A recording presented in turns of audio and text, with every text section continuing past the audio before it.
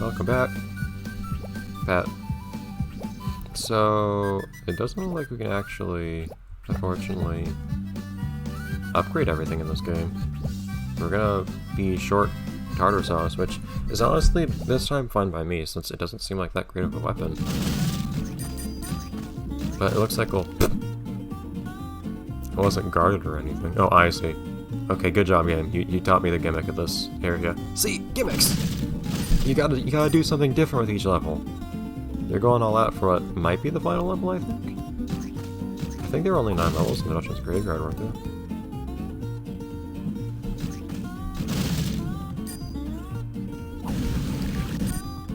Okay. So we might be the variant of the game, we'll have to see. But I'm fine with not upgrading the tartar sauce in this case, because it just doesn't seem like that useful of a weapon. It seems like a maybe higher damage output if fully upgraded, but otherwise not really as useful version of... No. That's you there, go away. Of the... pickle.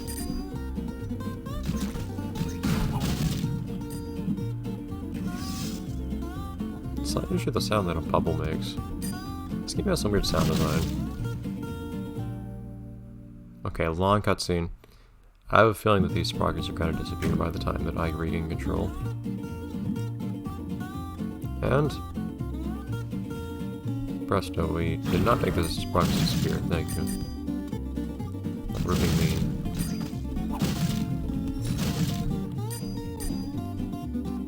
Okay. Lots of sprockets in this level, though. In the form of chests and whatnot. Oh, we're passing Spongobob's house again. Interesting. It's nice when you see Spongobob's house take multiple forms. Did they do some redecorating out front? At Pat's place. Oh wait. Wait. Wasn't there a time earlier where we were actually just doing Dutchman levels backwards? Is that the case here too? It might actually be the same place. We're just going through it backwards. Maybe. But I noticed we have all these, you can't see it here, but you see lots of areas being, yeah, like this, blocked off and whatnot. That might be it. They might have, reused the same area and just moved around the fences and whatnot. Which I think is fine, especially if they actually change the layout. If it's something a little bit more obvious, like in, the Dutchman area where you could tell it was just going backwards, that's a little bit more annoying, even if understandable to a degree. But here,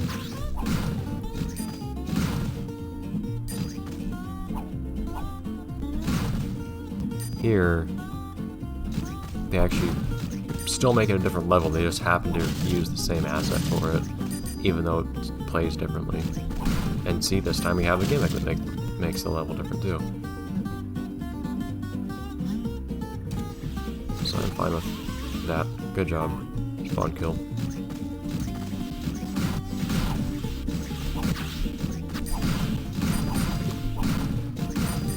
That was pretty good. Patch tore through all that. Okay. Okay, good path. Up we go then. Progression. Oh wow, that was the whole level. Jeez. Well, that explains all the sprockets, because otherwise you're not going to get any sprockets from this level.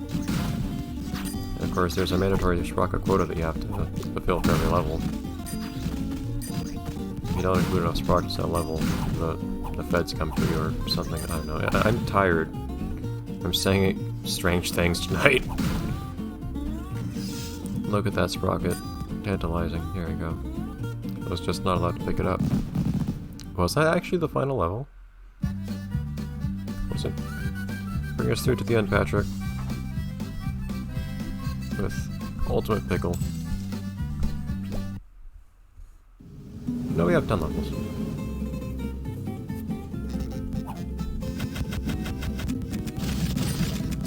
Did this always have such a high rate of fire?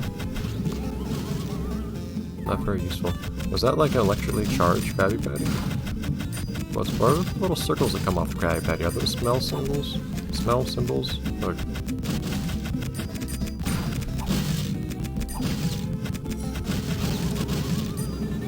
Oh, that couple's not very helpful now.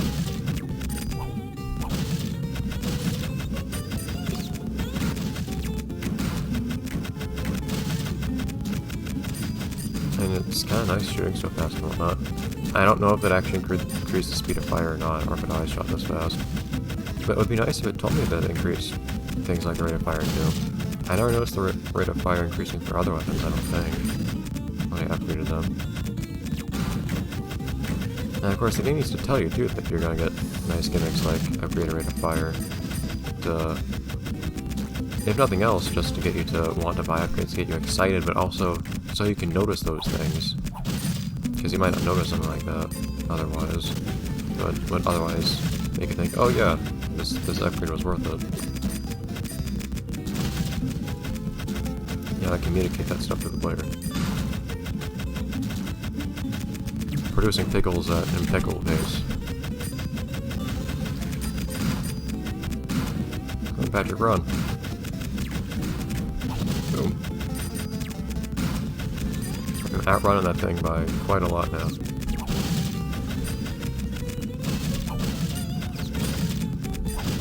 Okay, so I suppose this was actually the final level this time. Whoa! That thing did not give me much quarter.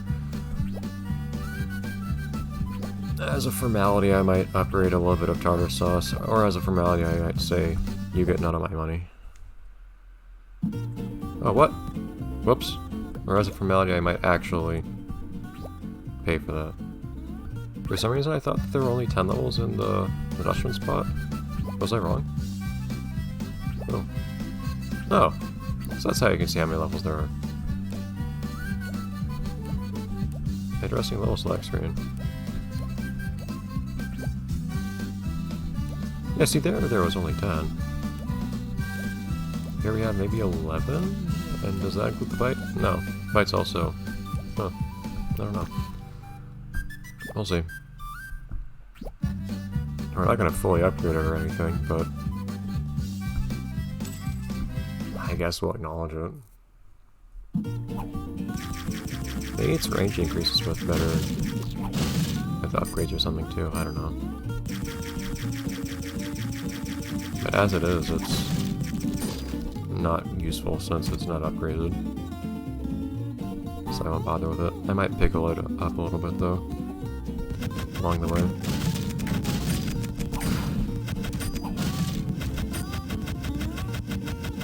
It sounds like the name of the game, Pickle It Up. Or a band or something, I don't know. Thank you for waiting for me. Very kind enemies.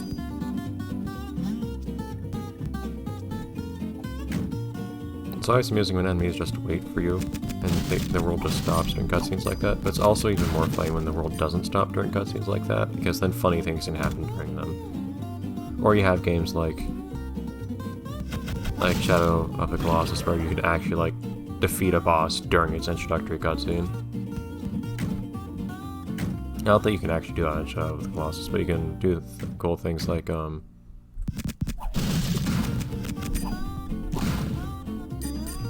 only thing you can't punch in this game. But, like grabbing onto a boss during its introductory cutscene. Oh, I was gonna try to jump across there even without that platform. Darn. I doubt I can do it, but I still want to see. No, there's no way you can do that. I think that's too far. What's this glowy yellowy stuff? Out of curiosity. But in that game, you could oftentimes grab onto bosses during their introductory animations to skip the process of having to climb up them otherwise. For those not aware and who actually care, which is there's probably no overlap between those. Admittedly, the parts of Shadow of the Colossus that I'm talking about are bosses where you have to climb up on them and poke them in uncomfortable places. That's your main way of dealing damage to them. Anyways, this is one of those cases where this happened with the console version too. Oh, it's interesting that the platform didn't fall. This happened with the console version too. I start talking about other stuff because I don't know what else to talk about. Although, me talking about other things isn't necessarily an indictment of the game's quality or anything. I ended up talking constantly for some reason about other games while playing at least one of the console...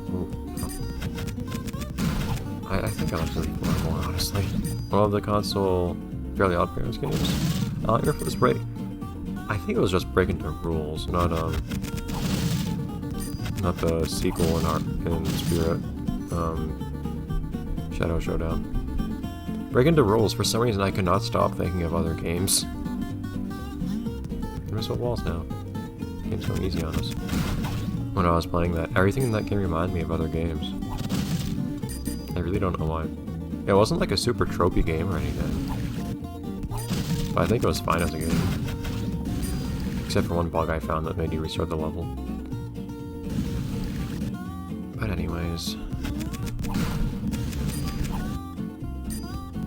maybe this game can only play so many sound effects at once or something. So killing something in the right way while other things are happening can prevent you from... or the... you know, I know I could have gotten that safely actually. Can prevent you from hearing sounds you'd otherwise hear. I'm not... does the DS have limitations like that? Like how many sounds can play at once? I know the Game Boy does. The Game Boy can only play like... two or... yeah, like right there, again. You can't hear things break. And there again. Yeah. This game at least has a limit on how many sounds can play at once for some reason. The Game Boy, original Game Boy, most definitely, the Game Boy Advance 2 I think, had a limitation of like 2 or 3 sounds that could be played at once. Usually handheld systems will have things like dedicated audio tracks for different things, like there'll actually be like a sound effect audio track, or maybe like 2 or 3 sound effect audio tracks, or maybe one that's actually for like quote unquote speech. And there'll be a dedicated audio track for background music and things like that. And these will actually be like on the system level, not designed for each game. I know the Wonder Swan for certain was like that.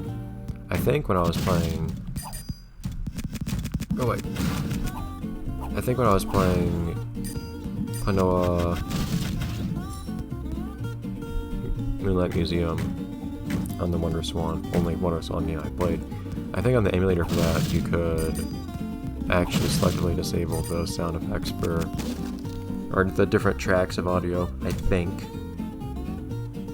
So you could have just the background music or just the sound effects or something like that. I do think I remember from using Desmoom, the other DS emulator that I stopped using in favor of using the one that I'm using now, LNDS. I think on that one you could actually selectively enable and disable the different layers. Oh, hey, we're here at Bikini Bottom. The different layers of... you've seen that sign a lot of times. I guess there are lots of them. There's no reason there only has to be one. But you can selectively enable and disable the different 2D layers. Layers of sprites and stuff. Maybe, I think. I might be confusing that with Game Boy games. In which case, I know that one had layers and whatnot on the system level. Fun type of stuff, which, depending on your perspective, may or may not actually be fun. But anyways, it looks like next episode will actually be the last episode, and conveniently it'll be the last episode I have time to record tonight anyways, so see ya.